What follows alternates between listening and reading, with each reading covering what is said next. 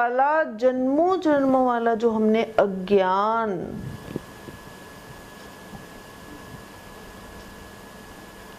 जितने मुंड हमने इस शिव तत्व ने धारण किए हुए हैं, उनका एक एक का नाश होता चला जाएगा। और आप सोचिए कि इस अंधेरे में प्रकाश ही प्रकाश हो जाएगा। जीत जाना इंद्रियों को, जितेंद्रिय। कश्यप अवतार, इस समय आपने कश्यप अवतार हो गए हो आप। कश्यप माने कछुआ। कछुए ने अपने सारी चीजों को अपने खौल में बंद कर लिया और किसी को पता ही नहीं चला कि ये कछुआ है। कश्यप अवतार, उसी को कश्यप अवतार, हम लोग समझते नहीं है अभी तक अवतारों को। कभी मौका हुआ तो मैं निश्चित एक अवतारों पे बात करूंगी कि कौन से अवतार हैं और क्या क्या हमें संदेश देते हैं। तो इस समय अब आप उस अवस्था में आ गए हो जब आपने कश्यप अवतार ले लिया है, आप जीत चुके हो इंद्रियों को, जितेंद्रिय हो गए हो आप। तो ये थी हमारी एक अगली कला।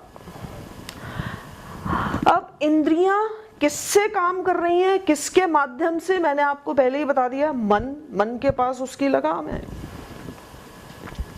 अगली कला आती है मन। अब आप मन का अगर अर्थ समझेंगे तो मन का अर्थ है मनः, मैं नहीं हूं।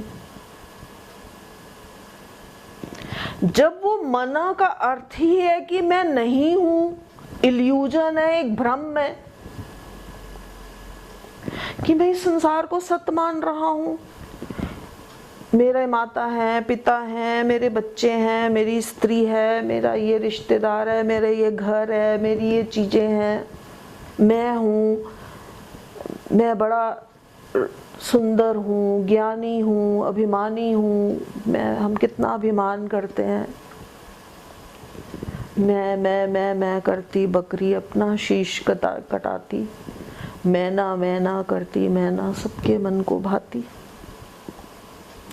तो अब जिसका अर्थ ही है मैं नहीं हूँ, उसको ही हम सब कुछ मान के बैठे हैं।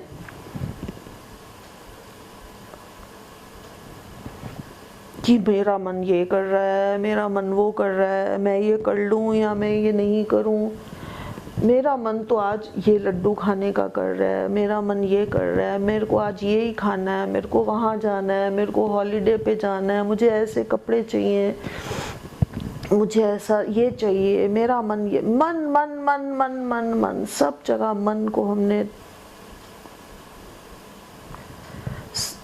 सब जगह मन सर्वोपरि कर दिया। मेरा मन ये कर रहा है, मैं ये कर लूंगा, मैं वैसा कर लूंगा, मेरा मन ये कर रहा है। जबकि मन का अर्थ है मैं नहीं हूं। इसके ऊपर एक बड़ी मेरी बुक है, हमारी श्री ज्योति ईश्वर ज्ञान गंगा पे मैंने मन पे आर्टिकल लिखा था, जो है ही नहीं, सिर्फ एक भ्रम मात्र है। पानी की लकीर है, पानी में लकीर बनाई, उसी समय खत्म। ऐसा ही हमारा मन है। हम दिन में हजारों लाखों विचार करते हैं, लेकिन कुछ समय बाद भूल जाते हैं, पर विचार हमारे उदान प्राण में सब फीड होते चले जा रहे हैं, हमारे पाप पुण्य सब। तो मन को जीतना ही जग को जीतना है। सबसे अत्यंत कठिन। एक हनुमान चालीसा की एक पंक्ति है, श्री गुरु चरण सरोज रज निजमन मुकर सुधार, वर्णहु रघुवर विमल यश सोदायक फल चार। कि श्री गुरु चरण सरोज रज, गुरु माना सत, श्री गुरु चरण सरोज रज। जब मैंने श्री गुरु चरण के, गुरु के चरणों की रज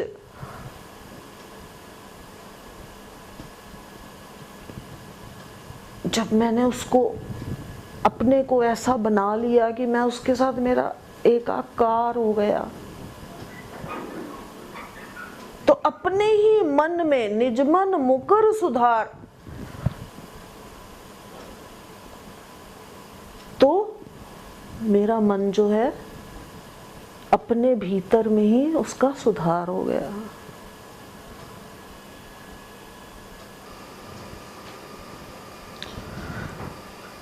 श्री गुरु चरण सरोज रज, निज मन मुकर सुधार, वरनहु रघुवर विमल यश, जोदायक फलचार।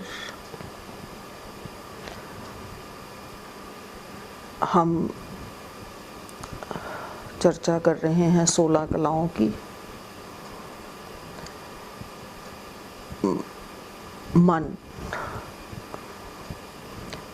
मन नियंत्रित अत्यंत कठिन क्रिया।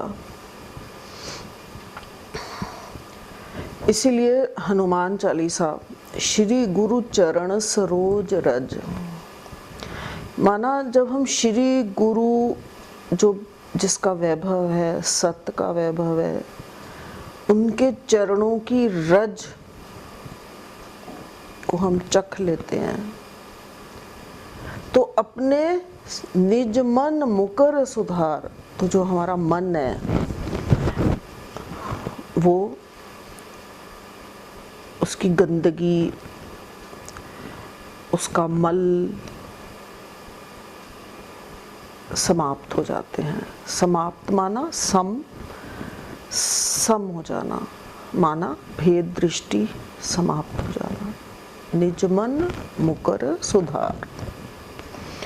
और किसको वर्ण कर लेते हो आप? वर्णौ रघुवर विमल यश। जिस प्रकार से मल में से कमल खिल गया, उसी प्रकार से इस तमोगुण रजोगुण शरीर में से रघुवर माना परमात्मा का प्राकट्य होने लग जाता है, और हमें 4 फलों की प्राप्ति होती है। वो 4 फल कौन से हैं?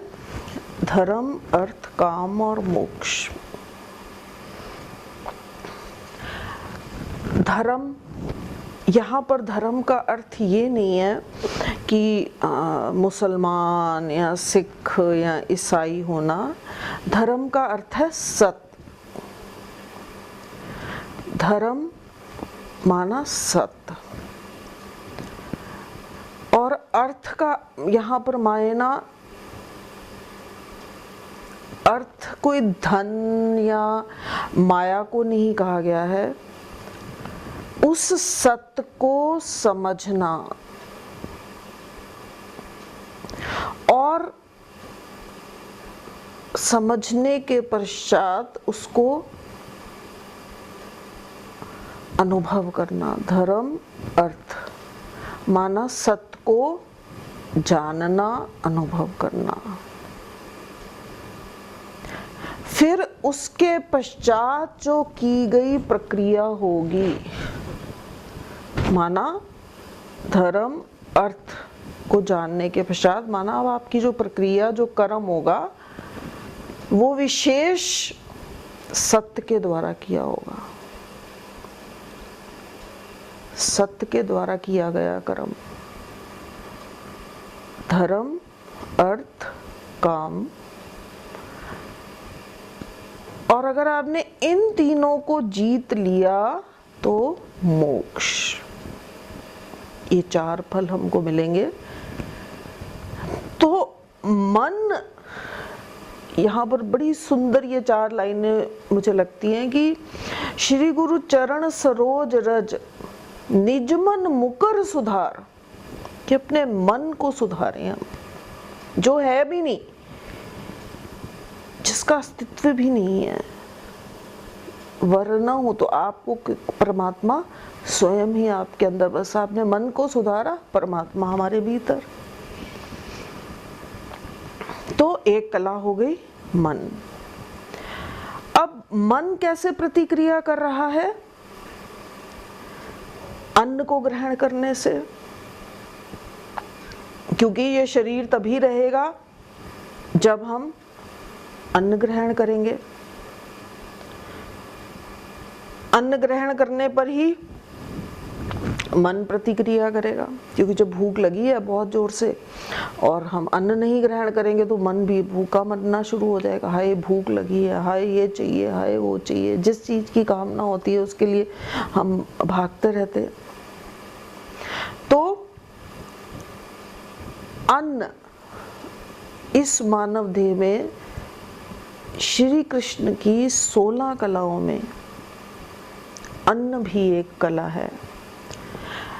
जैसे कि हम मुख से अन्न ग्रहण करते हैं और फिर जब वो हमारे कंठ से नीचे चला जाता है तो बीच का जो अंतरिक्ष लोक है वो है विष्णु लोक, माना पालनहार।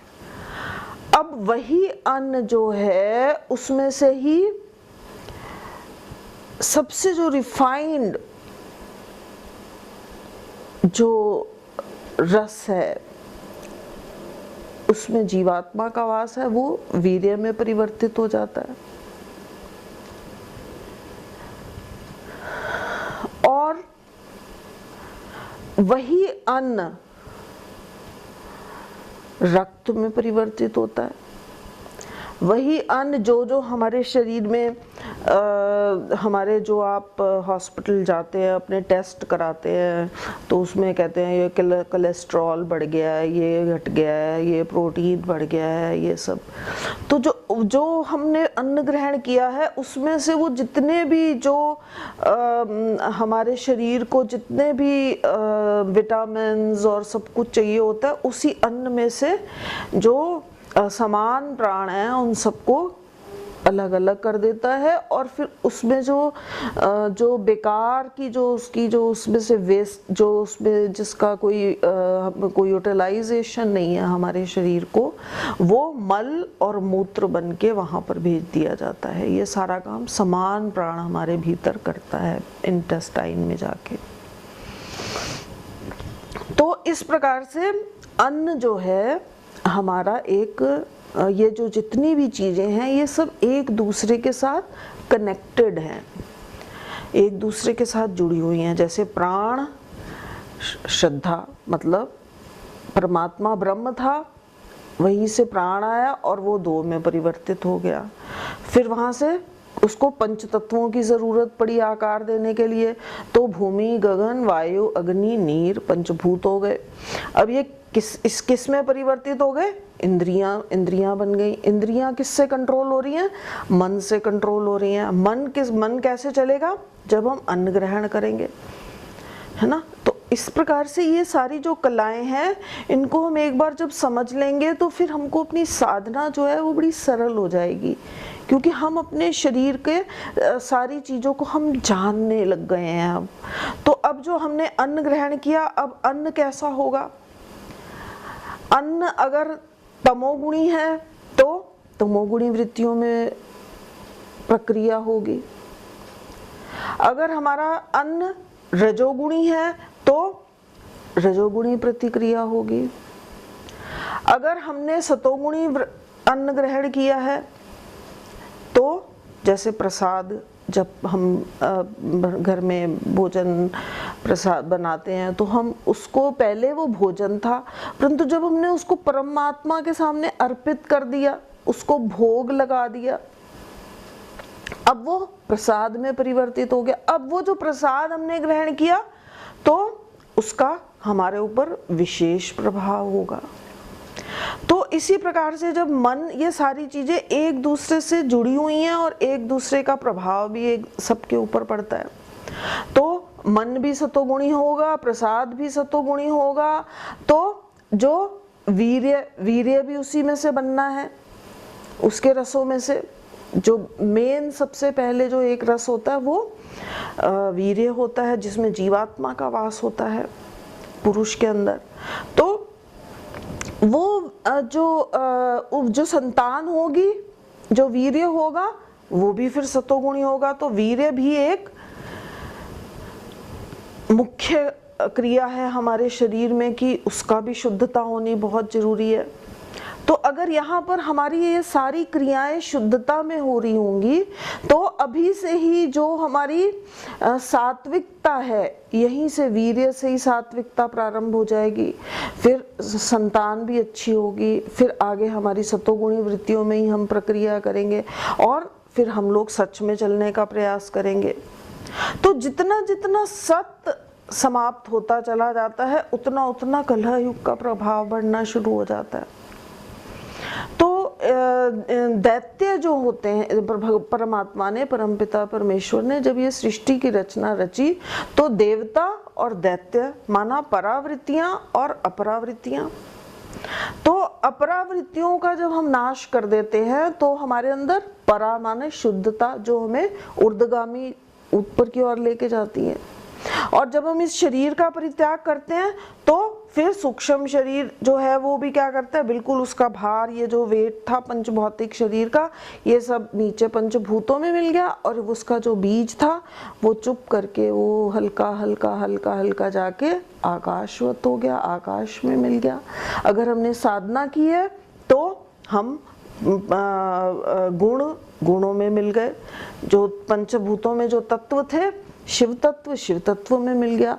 और अगर वो हमारे पूर्व जन्म का संस्कार था या रह गया है तो वो फिर बीज के माध्यम से रुक गया और बीज भी फिर ऊपर चला गया। फिर उसकी एक अलग प्रतिक्रिया होती है, उसको कभी हम किसी और बात, जब हम जन्म और मृत्यु की बात करेंगे तब हम उस टॉपिक को कैसे लेंगे कि जब हमारी जन्म होता है तो कैसे होता है, मृत्यु होती है तो हमारा शरीर कैसे जल जाता है, बीज कहाँ चला जाता है, फिर वो दोबारा से रिसाइकलिंग के लिए कैसे आता है, उसकी चर्चा हम कभी अलग दूसरे प्रोग्राम में करेंगे। आज तो हम सिर्फ 16 कलाओं की बात कर रहे हैं। तो अन्न से फिर वीर्य बना और वीर्य के बाद फिर हम जब अब हमारा वीर्य बना, अब उसके बाद हम क्या करते हैं, तप करते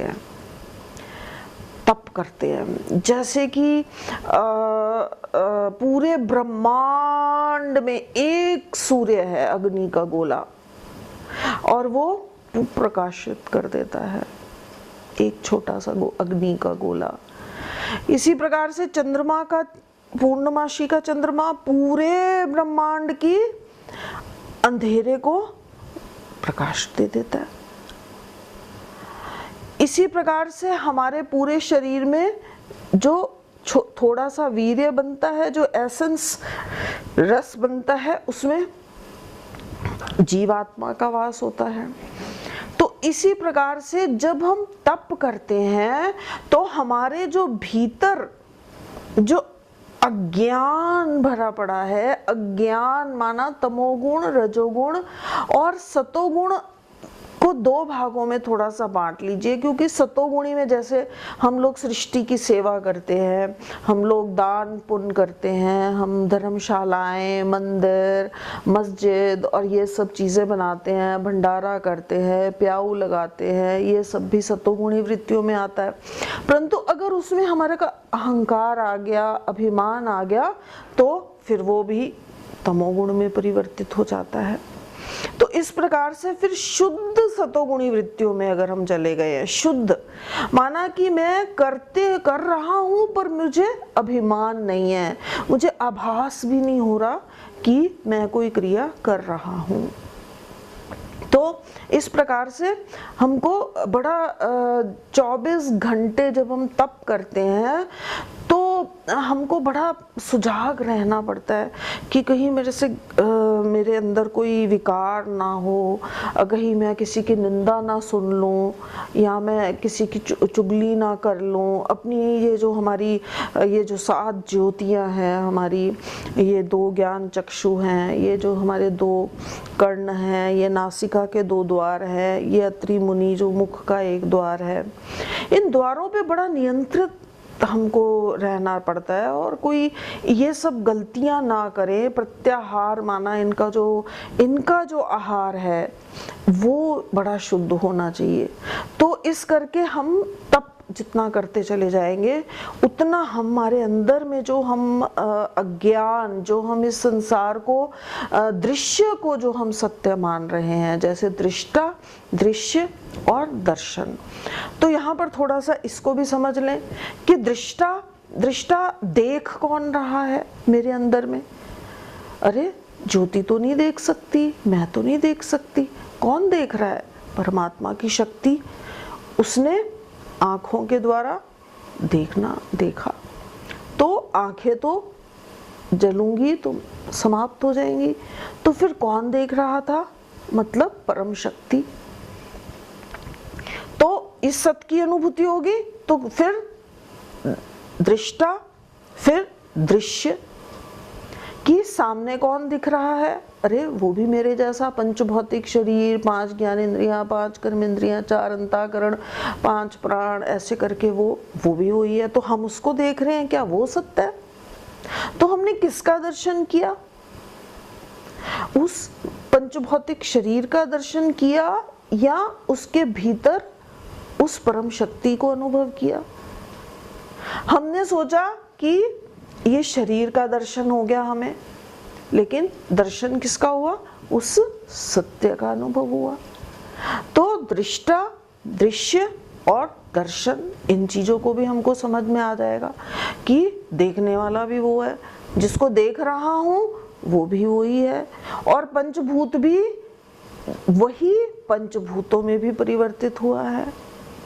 तो इस प्रकार से जब हम तप करेंगे तो जो